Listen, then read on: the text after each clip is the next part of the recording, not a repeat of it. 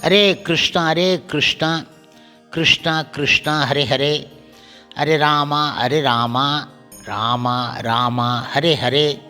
குட்டி கதைகள் 515. இதில் சைத்தன்ய மகாபிரபு முழுமுதற் கடவுள் கிருஷ்ணரே தான் என கூறும் சாஸ்திர கூற்றுகளை கவனிப்போம். முன்பு ஒரு சமயம் கோபிநாத ஆச்சாரியர் முகுந்தன் உடன் பட்டாச்சாரின் வீட்டிற்கு போனார். இவர்கள் இருவரும் வந்தவுடன் கோபிநாதரை பார்த்து பட்டாச்சாரியர் கூறினார், இந்த சந்நியாசி இயல்பாகவே அடக்கமும் எளிமையும் கொண்டவர், பார்ப்பதற்கு அழகானவர்.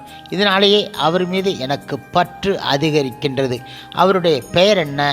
எந்த சந்நியாசி மார்க்கத்தை தழுவியவர் என கேட்டார். மகாபிரபுவின் நாமதேயம் ஸ்ரீ கிருஷ்ண சைத்தன்யர். அவருக்கு சந்நியாசம் கொடுத்தவர் கேசவ பாரதி. ஸ்ரீ கிருஷ்ணா என்பது நல்ல பெயர். ஆனால் அவர் பாரதி சம்பிரதாயத்தைச் சேர்ந்தவர் ஆயிற்றே, 2ஆம் தர சந்நியாசி ஆனவர் ஆயிற்றே என்றார் சர்வோம பட்டாச்சாரியர். ஸ்ரீ கிருஷ்ண சைத்தன்ய மகாபிரபு வெளி சம்பிரதாயம் எதையும் நம்பாதவர். ஆகையால் உயர்ந்த சம்பிரதாயத்தில் இருந்து சந்நியாசம் பெற வேண்டிய தேவை அவருக்கு கிடையாது என கோபிநாத ஆச்சாரியர் பதில் உரைத்தார். ஸ்ரீ கிருஷ்ண சைத்தன்யர் வாலிப பருவத்தில் இருப்பவர். சந்நியாச மார்க்கத்தின் கொள்கைகளை எப்படி அவரால் கடைபிடிக்க முடியும்? அவருக்கு நான் தொடர்ந்து வேதாந்த தத்துவத்தை போதிக்கப் போகின்றேன். இப்படியாக அவர் தன் துறவர மார்க்கத்தில் நிலை நின்று அத்வைத மார்க்கத்தில் நுழைய முடியும். சைத்தன்யர் விரும்பினால் மறுபடியும் நான் அவருக்கு தீட்சை வழங்கி காவி உடை வழங்குவேன். இப்படியாக அவர் சரஸ்வதி சம்பிரதாயத்துக்கு வர முடியும். மேற்கண்டவாறு பட்டாச்சாரியர் கூறினார். கோவிந்த ஆச்சாரியருக்கும் முகுந்த தத்தாவுக்கும் இப்படி பட்டாச்சாரியர் கூற கேட்பதைக் கண்டு மனம் பதைத்தது. கோபிநாத ஆச்சாரியர் விடவில்லை. ஸ்ரீ சைத்தன்ய மகாபுருவின் மகத்துவம் உங்களுக்கு தெரியாது.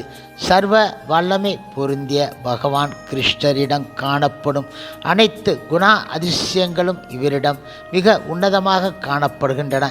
சைத்தன்ய மகாபிரபு இவ்வாறாகவே எங்கும் ஏற்றுக்கொள்ளப்படுகின்றார்.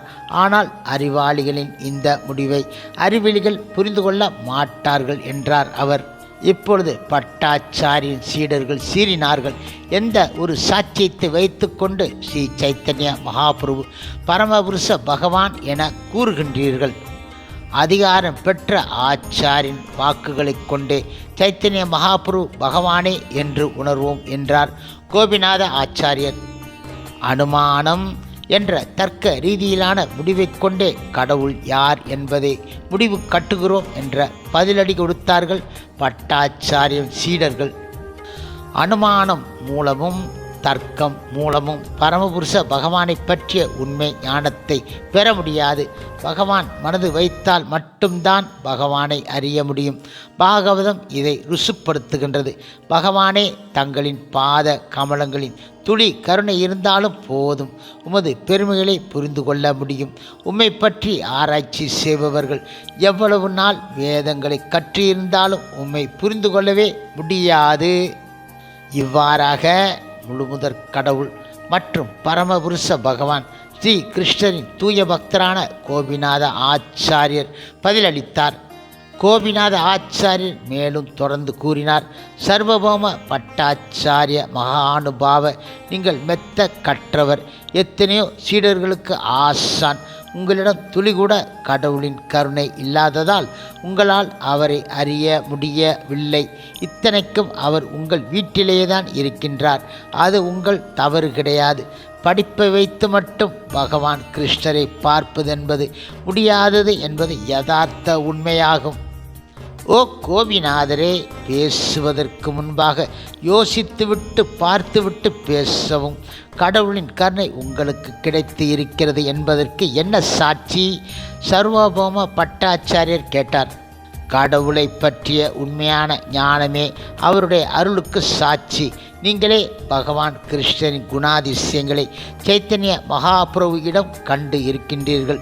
அவரது பக்தி பரவசத்தை பார்த்து இருக்கின்றீர்கள். இருப்பினும் அவரை உங்களால் புரிந்து கொள்ள முடியவில்லை. இதற்குத்தான் மாயை, தெளிவின்மை என பெயர். புறசக்தியால் பாதிப்புக்கு உள்ளாக்குவன் பகிர்முக ஜனம் என்று அழைக்கப்படுகிறான். எவ்வளவுதான் கற்பனை செய்து பார்த்தாலும் அவனால் கடவுளை புரிந்து கொள்ள முடியாது. இவ்வாறாக கோபிநாத ஆச்சாரியர் தன் தரப்படி வாதத்தை தொடர்ந்து வைத்தார். இதனை கேட்டதும் பட்டாச்சாரியர் தொடர்ந்தார். அவர் மசிந்ததாக தெரியவில்லை. சினங்கொள்ளாதீர்கள். நண்பர்களாகிய நாம் சாஸ்திரத்தின் அடிப்படையில் வாதிட்டு கொண்டு இருக்கிறோம். தப்பாக எடுத்து கொள்ளாதீர்கள். ஸ்ரீ சைத்தன்ய மகாபிரபு பெரிய விசேஷ பக்தனே என்பது நிச்சயம். ஆனால் அவரை திருமாலின் அவதாரமாக ஏற்க இயலாது.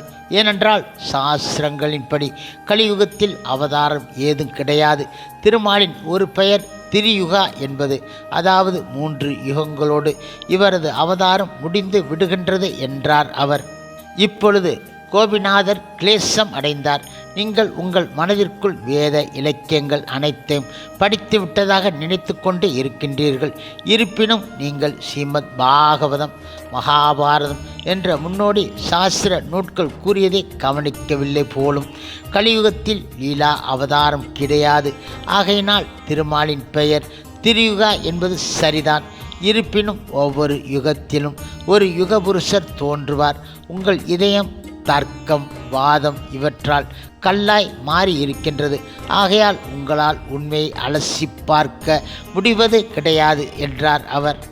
ஸ்ரீமத் பாகவதத்தில் 11வது காண்டத்தில் கூறப்பட்டு இருப்பதாவது, இந்த கலியுகத்தில் புத்திசாலிகள் சங்கீர்த்தன யாகம் செய்து பகவான் கிருஷ்ணரை பூஜிப்பார்கள்.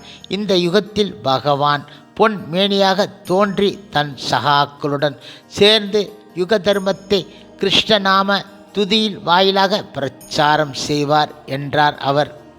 எதுவா ஆகிலும் சாஸ்திரங்களில் இருந்து இவ்வளவு மேற்கோள் காட்ட தேவை கிடையாது.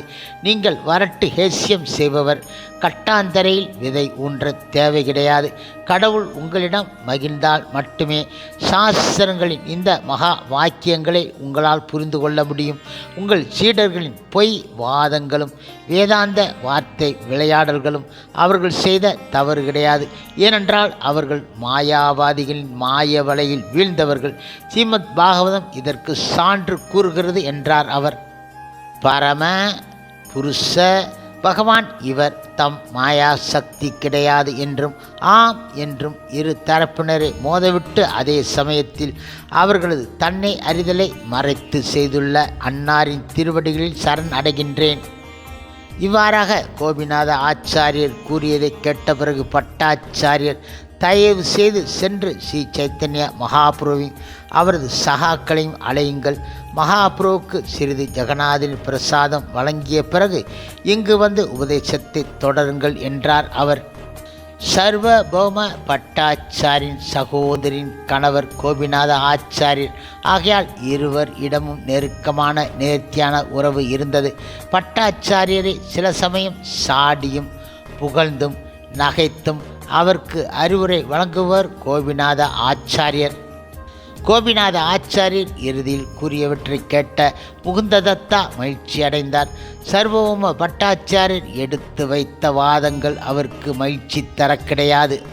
சைத்தன்ய மகாபிரபுவை சர்வபௌம பட்டாச்சாரியர் சார்பில் அழைக்கச் சென்ற கோபிநாத ஆச்சாரியர் தனக்கும் பட்டாச்சாரியருக்கும் இடையே நடந்த உரையாடல்களை தெரிவித்தார். பிரபு இடத்தில் கோபிநாத ஆச்சாரியரும் புகுந்த தத்தாவும் பட்டாச்சாரியரும் அவரது வாதங்களின் கண்டனம் செய்தார்கள். தங்களை புண்படுத்திய வாதங்கள் இவை என நினைத்தார்கள். இந்த மாதிரி பேசாதீர்கள். சர்வபௌம பட்டாச்சாரியர் என்னிடம் கருணையும் பாசத்தையும் பொழிந்தவர். பெற்றோர் எப்படி தங்கள் பிள்ளைகளின் நலனை நாடுவார்களோ, நான் சந்நியாச தர்மத்தை முற்றிலும் அனுஷ்டிக்கின்றேனா என்பதில் அவர் குறியாக இருக்கின்றார். இதில் தப்பென்ன? இவ்வாறாக சைத்தன்ய மகாபிரபு பட்டாச்சாரியரிடம் தான் வைத்திருந்த மரியாதை எடுத்து கூறினார். ஹரே கிருஷ்ணா ஹரே கிருஷ்ணா கிருஷ்ணா கிருஷ்ணா ஹரே ஹரே, ஹரே ராமா ஹரே ராமா ராமா ராமா ஹரே ஹரே. ஷீல பிரபுபாதரின் சேவையில் இஸ்கான் பக்தர்கள்